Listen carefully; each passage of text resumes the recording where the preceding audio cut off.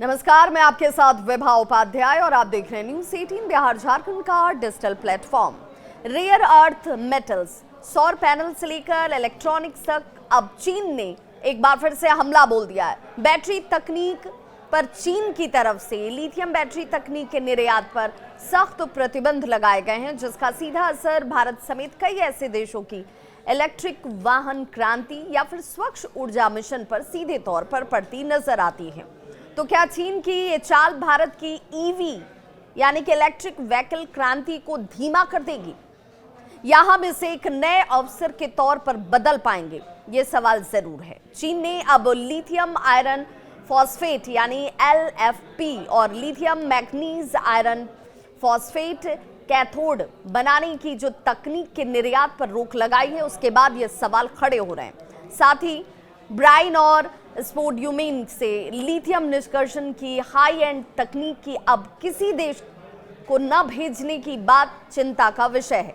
जब तक चीन सरकार से विशेष अनुमति न ली जाए, यानी एक तरीके से चीन ने बैटरी टेक्नोलॉजी का दरवाजा ही बंद कर दिया है।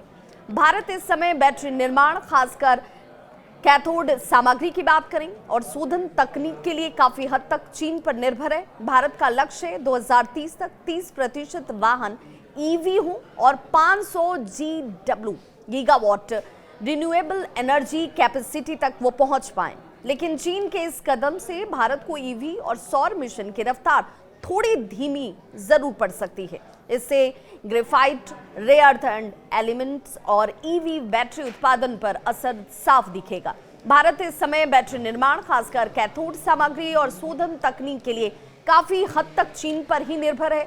भारत के लक्ष्य की बात करें 2030 और 30% वाहन ईवी हो, 500 GW रिन्यूएबल एनर्जी कैपेसिटी तक ये पहुंचे। लेकिन चीन के इस कदम के बाद ये मिशन जो है वो थोड़ी धीमी हो जाएगी, इसकी संभावना जानकार कह रहे हैं। इससे ग्रेफाइट, रेयर अर्थ एलिमेंट्स की बात करें, ईवी बैटरी उत्पादन की बात करें, उस पर इसका सीधा और बुरा असर नजर आता है। भारत पिछले कुछ सालों से इस दिशा में लगातार हालांकि तैयारी भी कर रहा है। PLI स्कीम के तहत 18,000 करोड़ रुपए की बैटरी प्रोडक्शन योजना लाई गई।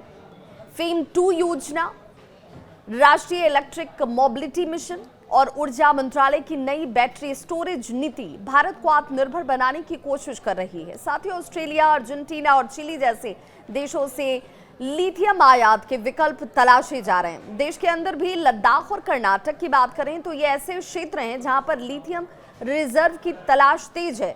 विशेषज्ञ ये मानते हैं कि चीन का ये प्रतिबंध भारत को स्थानीय तकनीक विकास और स्टार्टअप इनोवेशन का नया मौका जो है वो दे सकता है और इस दिशा से भी इसे जोड़कर देखा जा रहा है। बैटरी रिसाइकलिंग, सॉलिड स्टेट बैटरियां जो हैं और नई ईवी टेक्नोलॉजी पर भारत फोकस इस वक्त बढ़ा सकता है। चीन के दरवाजे बंद हैं, पर भारत के पास अब अपनी खिड़कियां खोलने का जैसे वक्त आ चुका है। ये चुनौती भी है और एक नया अवसर भी।